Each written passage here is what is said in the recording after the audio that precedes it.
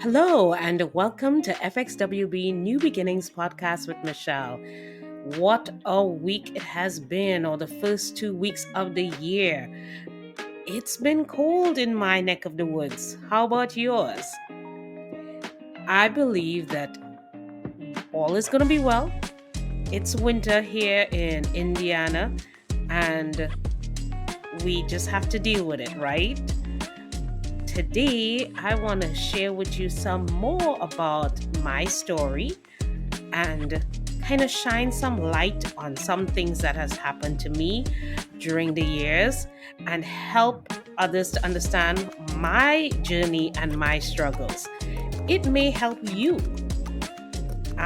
If it is that you may have had certain medical issues before, some of the things that I will mention today kind of gives an outlook or a timeline of how things occurred with me and change my perspective on how to stay healthy, especially in my 40s. Yes, in my 40s. So, just a backstory.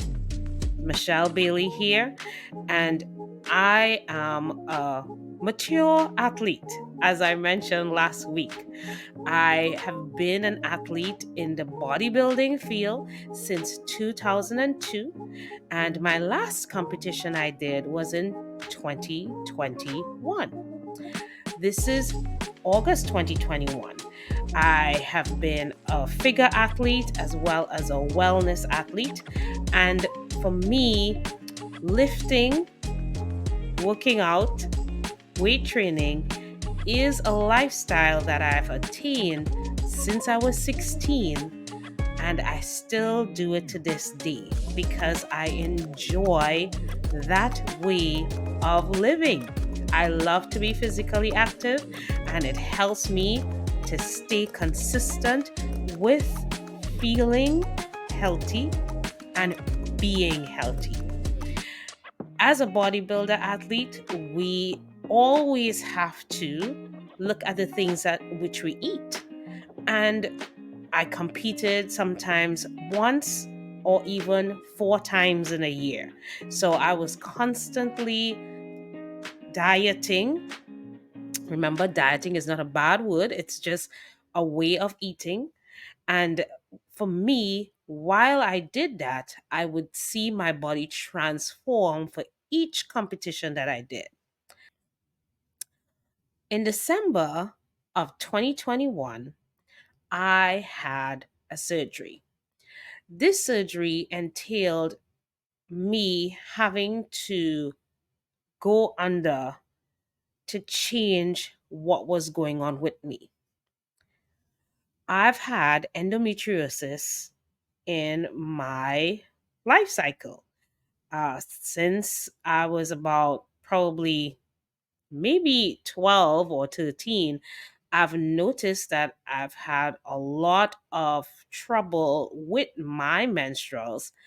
And for me, it was really difficult to see the results that I was looking for, as well as it was really uncomfortable month long being sick to the stomach, literally, and having a lot of pain, fatigue, and just not being able to do things to my best of my ability.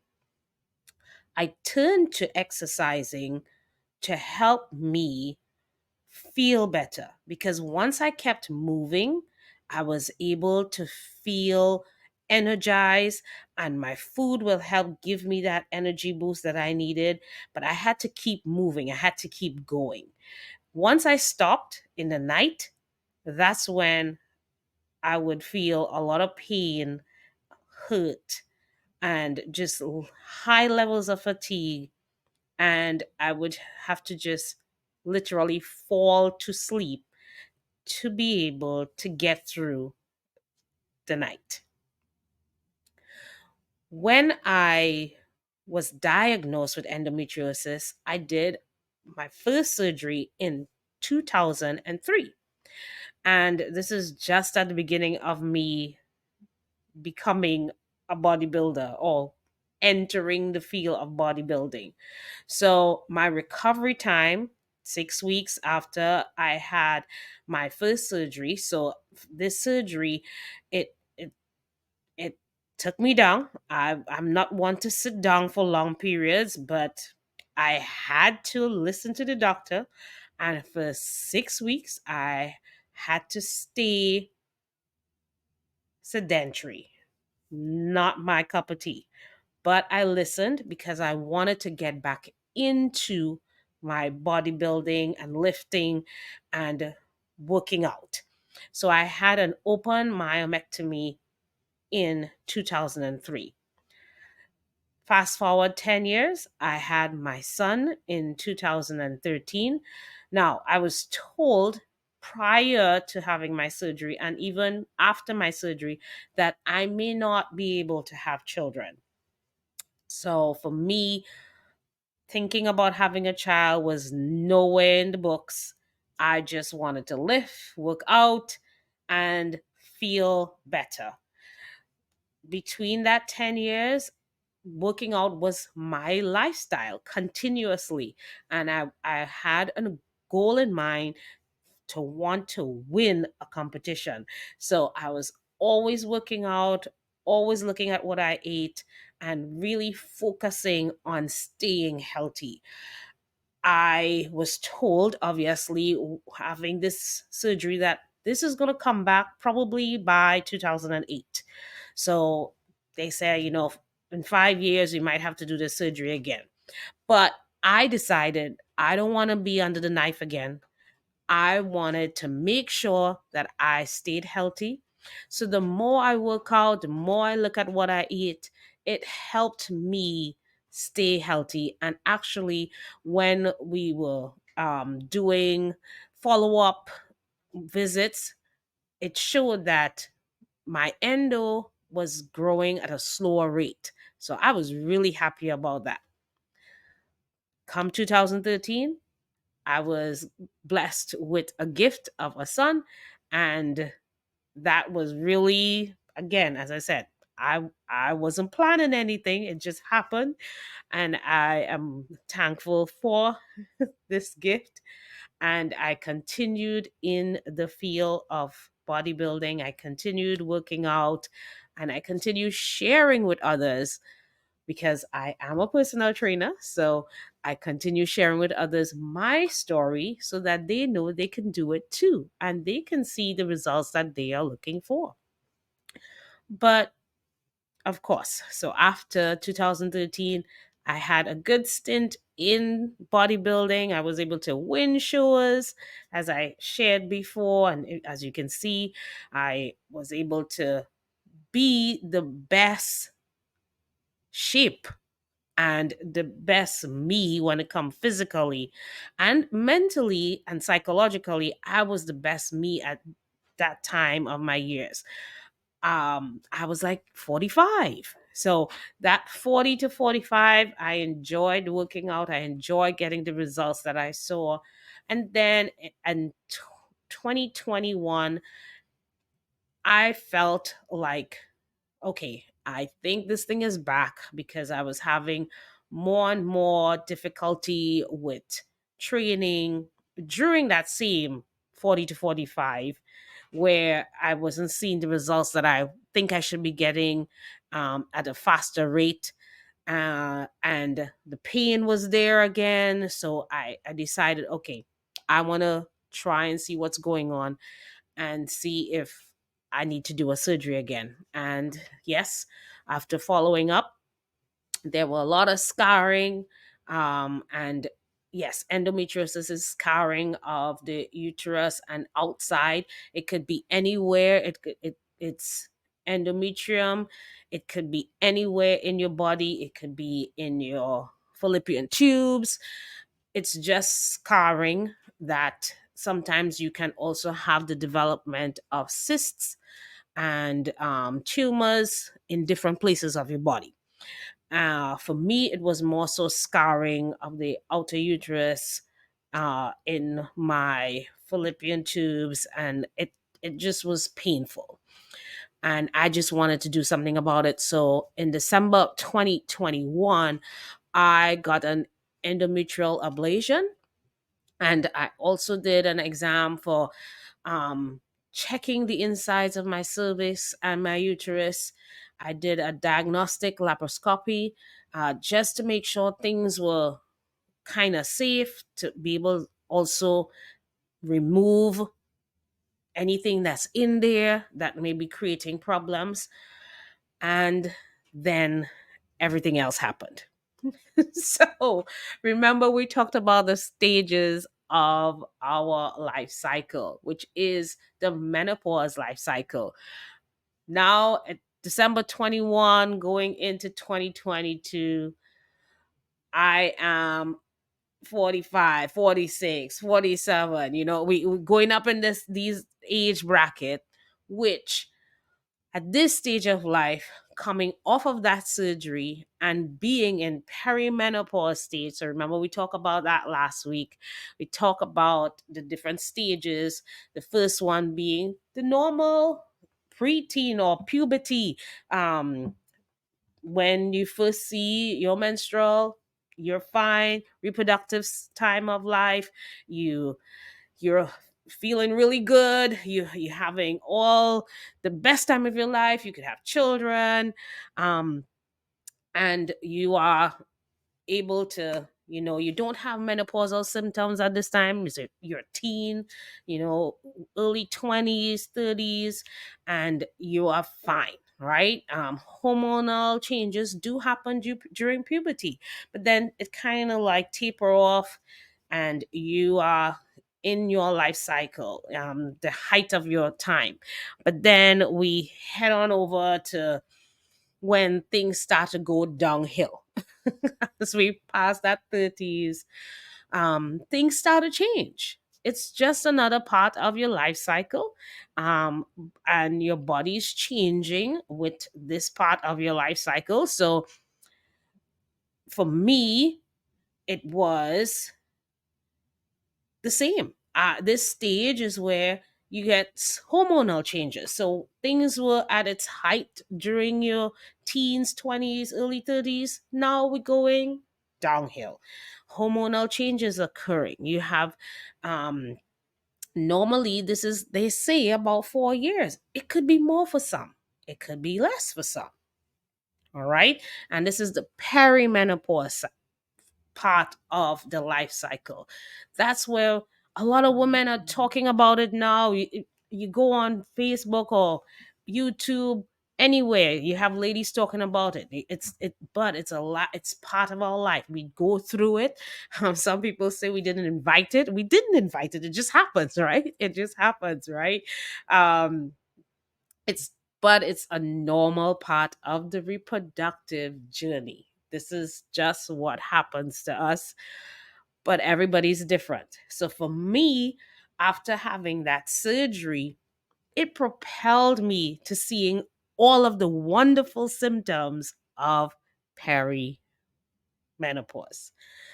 There are some common symptoms that most people talk about. You hear about the hot flashes, right? We hear about those hot flashes. Some people say it's real for them. Right now, it's probably minus something outside. But some people will be hot. They have night sweats. All right, mood swings. For me, hot flashes don't bother me. Not so much night sweats because I'm always cold. And I think that is from being with endometriosis all of my pre-menopause time of my life cycle. I was anemic. So for me, feeling cold is like always something for me. So I don't really get hot flashes. I don't really get night sweats per se. But the mood swings, yeah, that's there for me. And this is one of the common symptoms you'll find, right? Some people have vaginal dryness, low libido. They don't want to have anything to do with having sex, This happens during this time, and even sleeping problems. This is a big thing during this time. You can't sleep. You're fatigued. You're always wanting to get rest, but you can't get it. And sometimes it's really hard to deal with that. It's really hard to not be able to get the rest that you're looking for. But then there are some unusual symptoms that can show up. So, for example, changes in body odor. Your body odor changes, tingling in your extremities. So some people might be like, oh, I need to go to the chiropractor because I don't understand, I have numbness and tingling. It could be because of hormonal changes.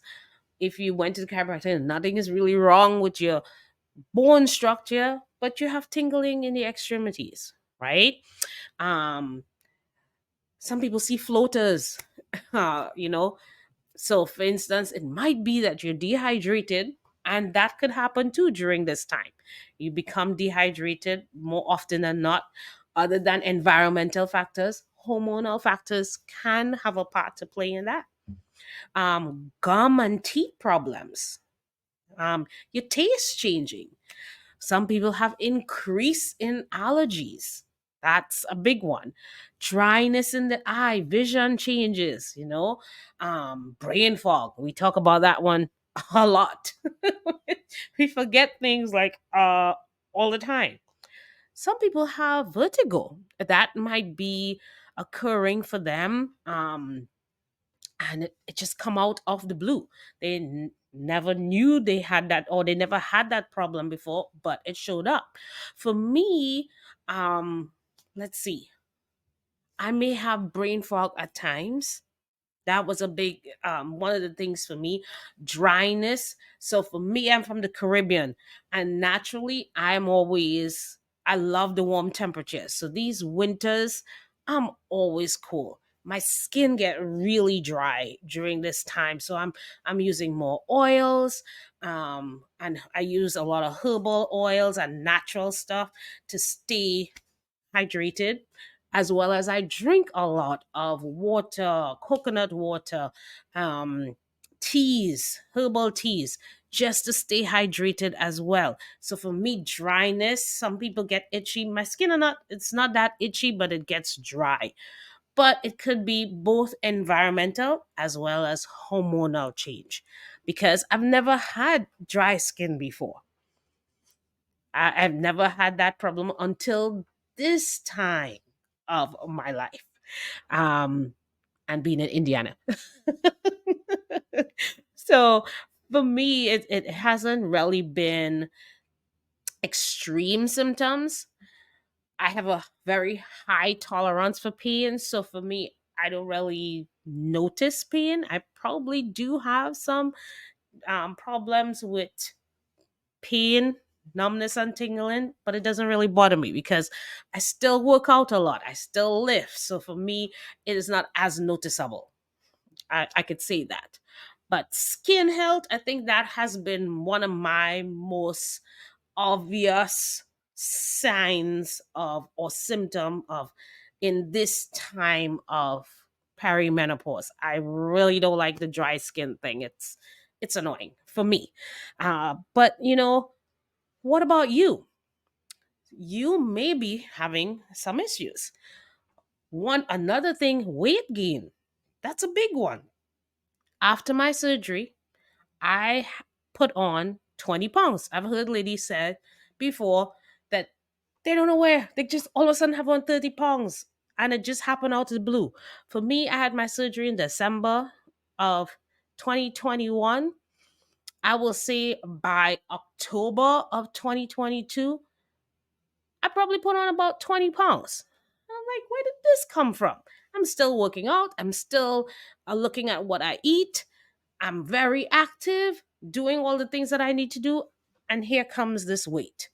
But at this time as well, for me, stress was a big deal because that change in my body, it stressed me out. I wasn't sure what was going on. But then I started looking into ways of understanding why I'm experiencing what I'm experiencing. So I asked myself a few questions like, is my sleep being affected? Um, or like what new things showing up for me, right? So I was able to look at that and try to help myself understand what was going on. So for me, it really was, I had to be really cognizant of the things going on and the changes for me. So now in this stage of my life, it's not just about winning shows or just looking good. It was more, my questions to myself was more like, what may be causing what's happening to me now? Why do I feel extremely fatigued? What's causing the brain fog? What may be causing my bloating? Because that's one of the symptoms that that occurred. My upper abdomen started to be more noticeable, more bloated, and I wanted to figure out what's causing this issue. So from my studies in functional nutrition, I started to apply understanding what can I do internally to help me feel better. I had to figure out what was my non-negotiables. What are the foods that can help me feel better? What are the foods that I need to stop eating altogether? What was some of the things that I needed to do to help reduce stress levels? Psychologically, what is affecting me that is creating high levels of stress, and how can I reduce that to help me feel better, calm my system down so that I can be a better me. I also had to even look at what will my workouts consist of. Is it that I'm creating more stress if I'm doing long cardios, running 10Ks, or if I'm lifting too heavy? I had to look at how are my workouts impacting the results that I'm looking for, and results in terms of internally, the internal stress that I'm putting my body through. So it's a process, and learning that process has helped me be able to determine some factors to change, to create an environment for my body internally to be susceptible to doing better and healing, so that I could see the results of what I am trying to do. So for me, I looked at how is it possible to have a healthy digestive system?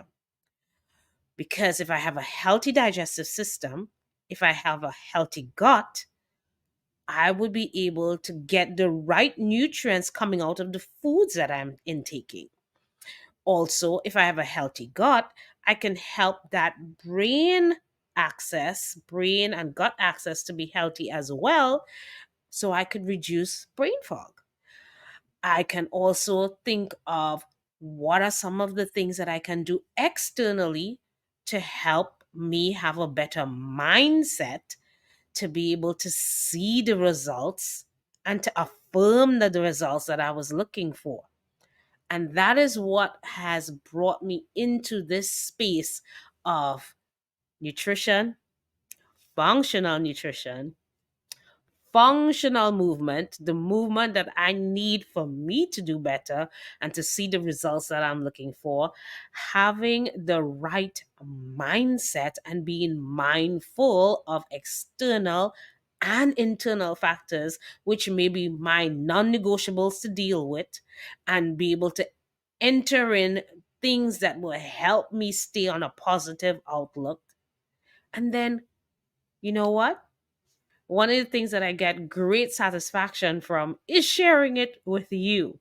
Because the more I share it with my clients and the more I share it with others, they can see that they too can change their outcome and how they feel, how they look, and all around holistic health.